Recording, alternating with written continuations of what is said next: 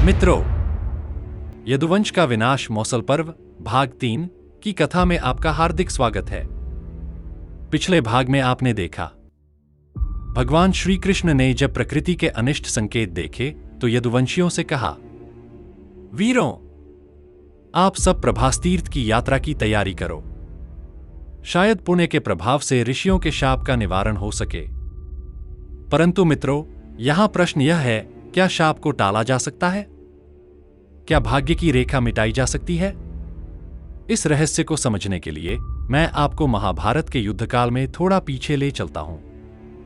युद्ध समाप्त हो चुका था, दुर्योधन मारा जा चुका था और पांडव विजयश्री से विभूषित थे। किंतु महाराज युधिष्ठिर के मन में गहरी चिंता थी। वे सोच रहे थे, जब माता गांधारी को अपने 100 पुत्रों के वध का समाचार मिलेगा तो वे कैसी प्रतिक्रिया देंगी? कहीं उनका शाप समस्त पांडवों पर न टूट पड़े। फिर भगवान कृष्ण के साथ पांडव गांधारी के सम्मुख पहुंचे। गांधारी ने युधिष्ठिर को खोजा और पूछा, कहाँ है वह जिसने मेरे पुत्रों का वध किया? युधिष्ठिर ने विनम्र भाव से स्वीकार किया, माता, यह सब मेरे ही हाथों हुआ है। यदि आप चाहें तो मुझे शाप दे दीजिए। गांधारी मौन रहीं, परंतु उनके हृदय का क्रोध शांत नहीं हुआ। उन्होंने अपनी आंखों की पट्टी के भीतर से ही युधिष्ठिर के चरणों पर दृष्टि डाल दी। मित्रों, तभी से युधिष्ठिर के नख सदा के लिए श्यामवर्ण हो गए। लेकिन गांधारी का रोष अभी शेष था। उन्होंने भगवान कृष्ण की ओर देखा और कहा, कृष्ण, तुम्हारे पास सामर्थ्य था, किंतु तुमने मौन रहकर मेरे वंश का विनाश होने दिया।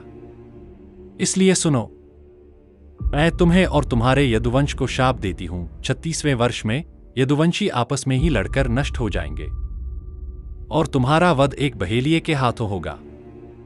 मित्रों, यह सुनकर भी श्री कृष्ण शांत रहे। उन्होंने केवल इतना कहा, माता, आपने जो कहा वह पहले से ही निश्चित है। यदुवंशियों का संहार कोई देवता भी नहीं कर सकता। उनका अंत केवल मेरे ही हाथों होना लिखा है। वे आपस में लड़कर ही नष्ट होंगे।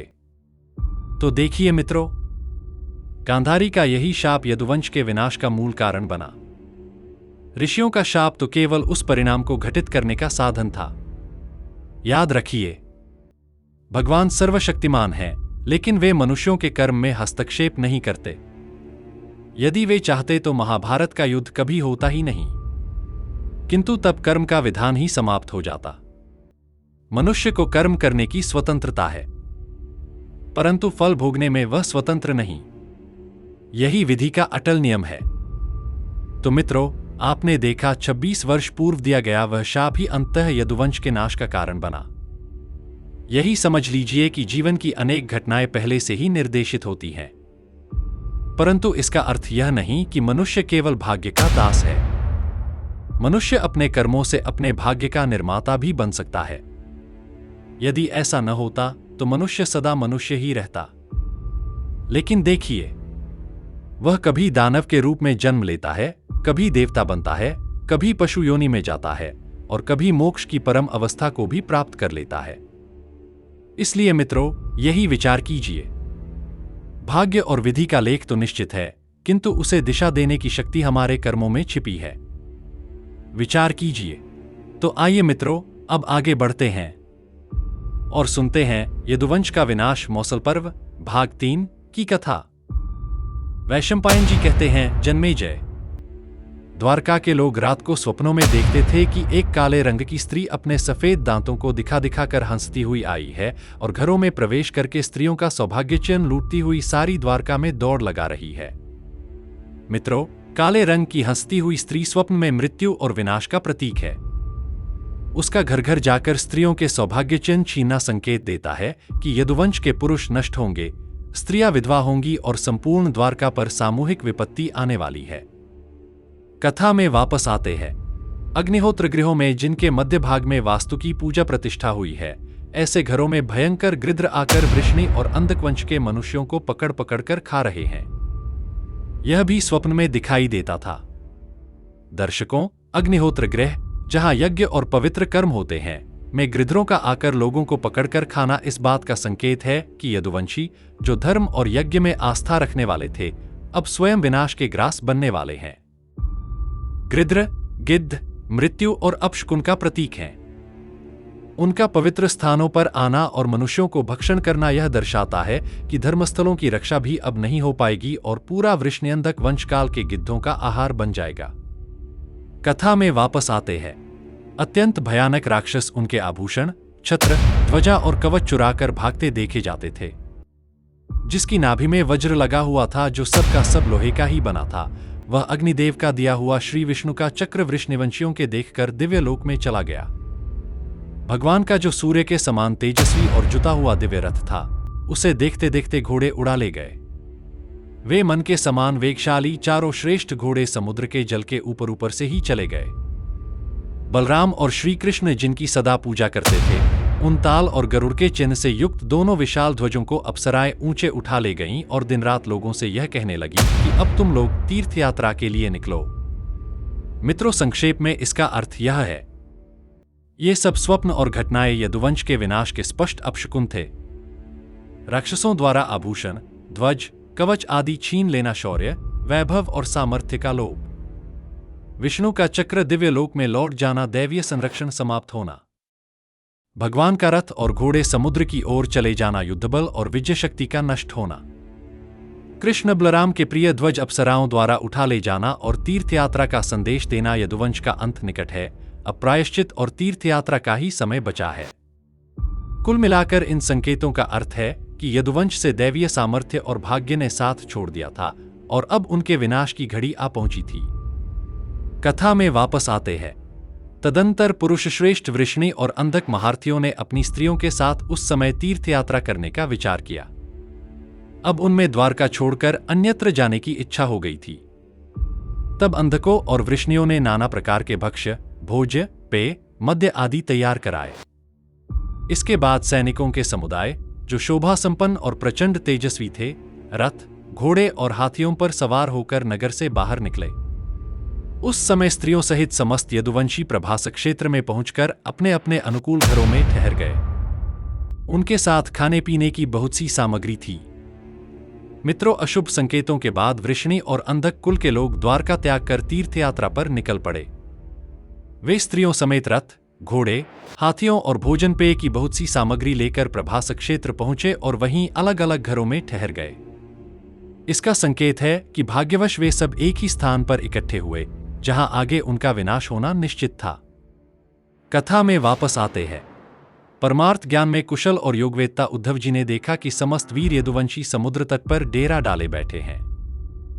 तब वे उन सब से पूछकर विदा लेकर वहां से चल दिए। महात्मा उद्धव भगवान श्री कृष्ण को हाथ जोड़कर प्रणाम करके जब वहां से प्रस्थित हुए, तब श्री कृष्ण ने उन्हें वहां रोकने की इच्छा नहीं की, क्योंकि वे जानते थे कि यहां ठहरे हुए वृषिवंशियों का विनाश होने वाला है। काल से घिरे हुए वृषि और अंधक महारथियों ने देखा कि उद्धव अपने तेज से पृथ्वी और आकाश को व्याप्त करके यहां से चले जा रहे हैं। श्री कृष्ण के पास ही कृतवर्मा सहित बलराम, सात्यकी, गद और बभ्रू पीने लगे।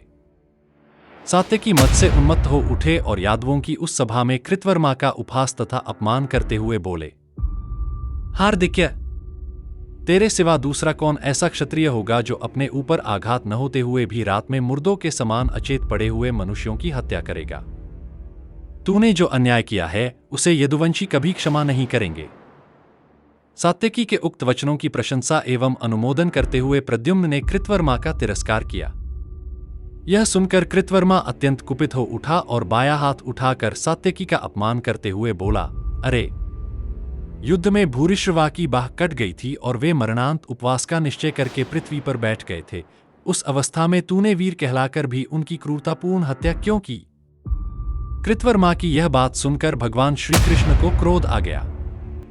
उन्होंने रोषपूर्ण टेढ़ी दृष्टि से उसकी ओर देखा। सात्यकी ने मधुसूदन को सत्राजित के पास जो स्यमंतक मणि थी उसकी कथा कह सुनाई, अर्थात यह बताया कि कृतवर्मा ने ही मणि के लोभ से सत्राजित का वध करवाया था। यह सुनकर सत्यभामा का क्रोध बढ़ा और वह रोते हुए श्री कृष्ण के पास चली गई। क्रोध में भरे हुए सात्यकी उठकर बोले, मैं द्रौपदी के 5 पुत्रों के, धृष्टद्युम्न के और शिखंडी के मार्ग पर चलता हूँ, अर्थात उनके मारने का बदला लेता हूँ और सत्य की शपथ खाकर कहता हूँ कि जिस पापी दुरात्मा कृतवर्मा ने द्रोणपुत्र का सहायक बनकर रात में सोते समय उन वीरों का वध किया था, आज उसकी भी आयु और यश का अंत हो गया। ऐसा कहकर सात्यकी ने दौड़कर तलवार से कृतवर्मा का सिर काट दिया। मित्रों, परमार्थ ज्ञानी उद्धव जी ने जब देखा कि यदुवंशी समुद्र तट पर मद्यपान और उत्सव में लिप्त हैं, तो उन्होंने श्री कृष्ण से विदा लेकर वहां से प्रस्थान किया।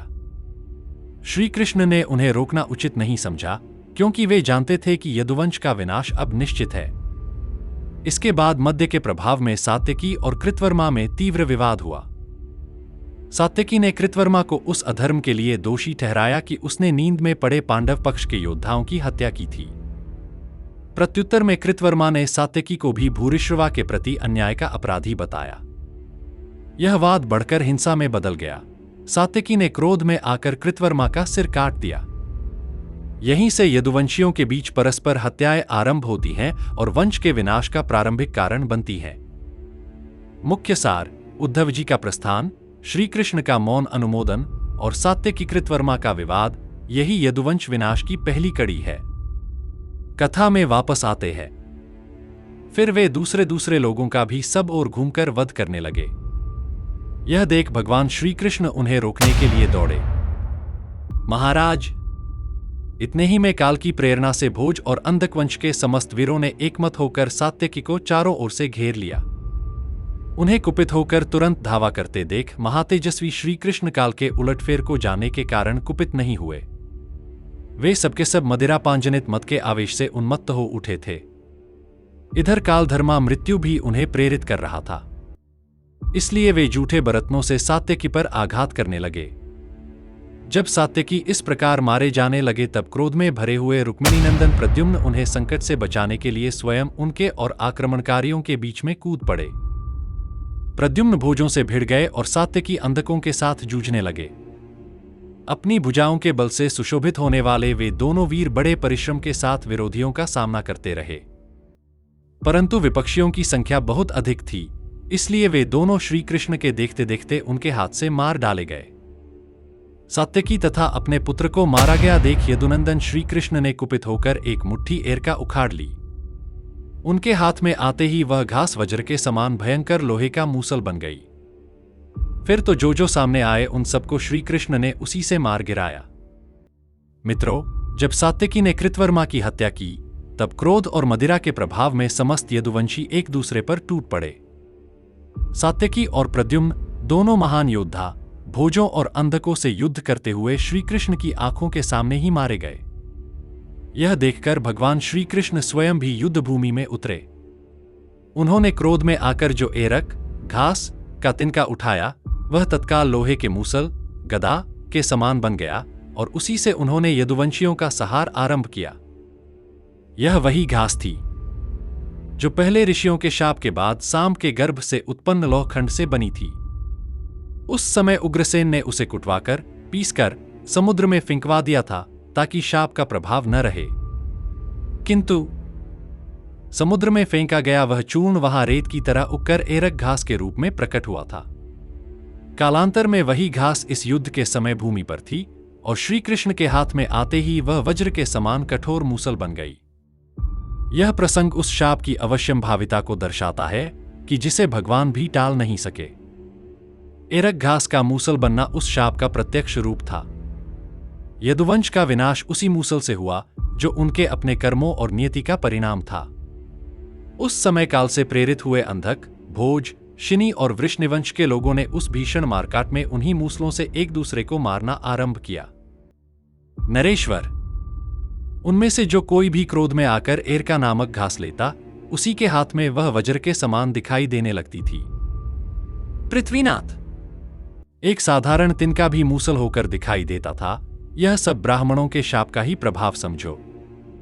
राजन, वे जिस किसी भी तृण का प्रहार करते, वह अभेद्य वस्तु का भी भेदन कर डालता था और व्रज में मूसल के समान सुदृढ़ दिखाई देता था।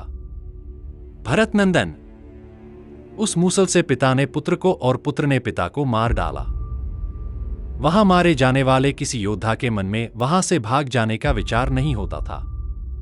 कालचक्र के इस परिवर्तन को जानते हुए महाबाहु मधुसूदन वहां चुपचाप सब कुछ देखते रहे और मूसल का सहारा लेकर खड़े रहे। भारत। श्री कृष्ण जब अपने पुत्र सांब, चारुदेशन और प्रद्युम्न को तथा पोते अनिरुद्ध को भी मारा गया देखा तब उनकी क्रोधाग्नि प्रज्वलित हो उठी। अपने छोटे भाई गद को रणशैया पर पड़ा देख वे अत्यंत रोष से आग बबूला हो उठे। फिर तो शार्ंगधनुष, चक्र और गदा धारण करने वाले श्री कृष्ण ने उस समय शेष बचे हुए समस्त यादवों का संहार कर डाला। शत्रुओं की नगरी पर विजय पाने वाले महातेजस्वी बभ्रू और दारुक ने उस समय यादवों का संहार करते हुए श्री कृष्ण से जो कुछ कहा उसे सुनो। भगवान, अब सबका विनाश हो गया। इनमें से अधिकांश तो आपके हाथों मारे गए हैं। अब बलराम जी का पता लगाइए। अब हम तीनों उधर ही चलें जिधर बलराम जी गए हैं। मित्रों, भगवान श्री कृष्ण के सामने उनका अपना वंश परस्पर नष्ट हो जाता है। इस प्रसंग में शाप के प्रभाव से यदुवंशी उन्मत्त होकर एक दूसरे को एरक घास, जो मूसल बन जाती थी, से मारने लगते हैं। कोई बचने का विचार नहीं करता, सब कालवश नष्ट हो जाते हैं। श्री कृष्ण अपने पुत्रों और भाई को मरा देखकर स्वयं भी मूसल उठाकर शेष यादवों का संहार करते हैं। अंत में जब सभी नष्ट हो जाते हैं तो बभ्रू और दारुक उन्हें बलराम जी की खोज के लिए चलने को कहते हैं। यह प्रसंग बताता है कि काल और शाप के प्रभाव से यदुवंश का आत्मविनाश हुआ। अंत में केवल श्री कृष्ण, बलराम, बभ्रू और दारुक ही जीवित बचे और विनाश का युग समाप्त हुआ। मित्रों, यदुवंश का यह विनाश केवल एक वंश का अंत नहीं था, यह काल, कर्म और नियति के अटूट संबंध का प्रतीक था। ऋषियों का शाप, गांधारी का वचन और यदुवंशियों का अहंकार सब मिलकर उस परिणाम तक पहुंचे जिसे स्वयं भगवान श्री कृष्ण भी नहीं टाल सके। जब धर्म का आधार कमजोर पड़ जाता है, जब बल और मद बुद्धि पर हावी हो जाते हैं, तब विनाश निश्चित होता है। यही मौसल पर्व का संदेश है। कर्म से कोई नहीं बच सकता, वही हमारे भाग्य का निर्माता और विध्वंसक दोनों है। मित्रों, यहीं समाप्त होती है यदुवंश का विनाश मौसल पर्व भाग 3 की कथा। अगले भाग में हम सुनेंगे भगवान श्री कृष्ण और बलराम जी का पृथ्वी से प्रस्थान।